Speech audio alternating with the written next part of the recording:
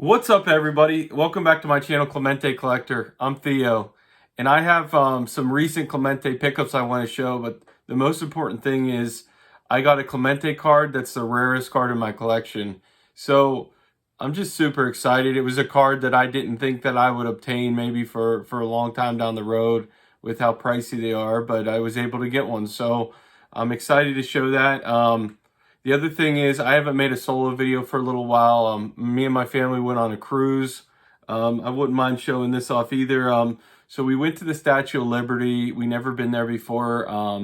The kids really enjoyed it, but I'll tell you something. If you've never been to the Statue of Liberty, they have an option where you can walk all the way up to the crown.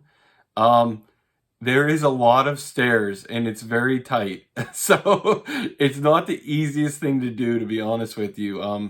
I would have done it again, but let's just say I had some people in my family that were not having a great time at it. So something to keep in mind if you ever go there. But we gave my son money to buy something in the souvenir store, and he was so excited. He bought me this baseball. So I thought that was so thoughtful of him to buy me something instead of himself. And then we went to Coco Cay in the Bahamas, and my daughter got me a baseball. So I got a couple balls from my baseball collection, which is really cool. But let me get to the cards and recent pickups. So one card that I'm really excited about is the 1969 Topps decal.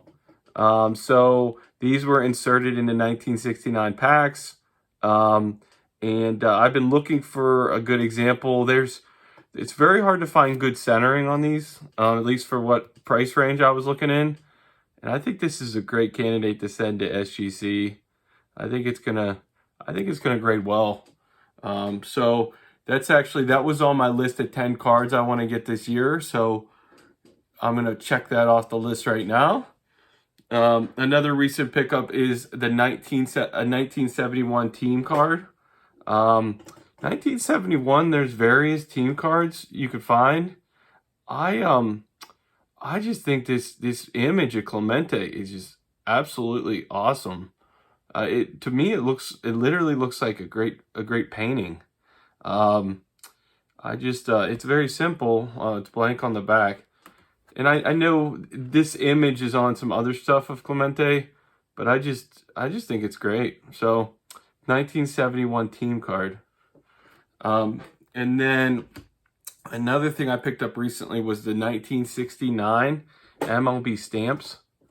So I was looking for these ungraded for a long time, and they go for about $30. And first off, look how good the person cut this. Like, they literally cut along all the black lines. I have zero clue why this is a 4. Zero clue. But they usually go for like $30 ungraded. I was thinking I'll buy one ungraded and get it graded. I'm gonna actually show they came in a book, and I'm gonna show the page that Clemente's on. It actually has Willie Mays and Hank Aaron on the same page, which is really cool. But I was even looking at buying a book and cutting it myself, or sending in the whole sheet, the whole page. But this came up on eBay, and it ended up selling for $22. So literally, it's about the same cost as grading a card. And I just said, this is super undergraded. There's no wrinkles, no creases. The only thing that you could possibly say is that it's not centered, but the person cut right along the line. So there's not much you can do if you ask me about that. So I'm very happy. If SGC ever opens a registry up, I'm going to be ready for them. That would be really cool one day if they did. So I'm excited about that, and I can't believe how much money it costs compared to what I was expecting to get one. And then the last is the most rare card in my Clemente collection. So to give you guys a little bit of background on it, SGC, I'll show it on the screen. SGC's pop report has this only having a pop of 5. And PSA's pop report only has 54 graded so far. And it's the first Bazooka Clemente card in my collection. So this was something, I was on the way to the cruise. I was in the car. It came up. The one thing that's like a big pet peeve of mine for Bazooka cards, and you know, I might break my rule one day, is I really want to have the white border. You can get these a lot of times and the border's cut completely off. I really wanted the white border. So this came up for auction and it went for a steal, if you ask me, for how rare they are. And I do understand the pop report can be a little bit off because people do have panels. So it's not including the panels, it's only including what they've graded individual cards. But they're very scarce. And I just think 1960 was a really cool year, really great image. So I'm so happy to have this in my collection.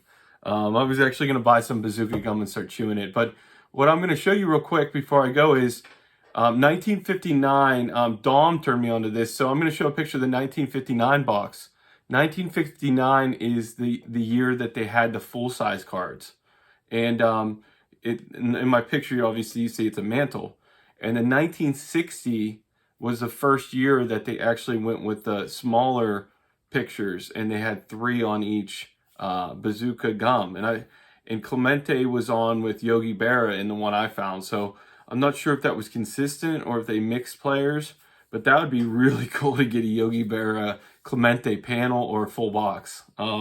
So I just want to know in the comments, why don't you tell me, would you ever buy a Bazooka card?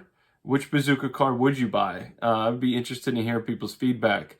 Because if somebody told me 3 years ago, before I got back into collecting, that you would spend money on a card that was on a Bazooka gum box, I would tell them they were crazy. And now, you know, food issue cards are some of the coolest cards to me. I just think they're awesome. So if you bought a Bazooka card, what player would you get and what year? I'd love to hear that in the comments. Or do you have one? But super excited to have this. And I really appreciate everybody watching this video.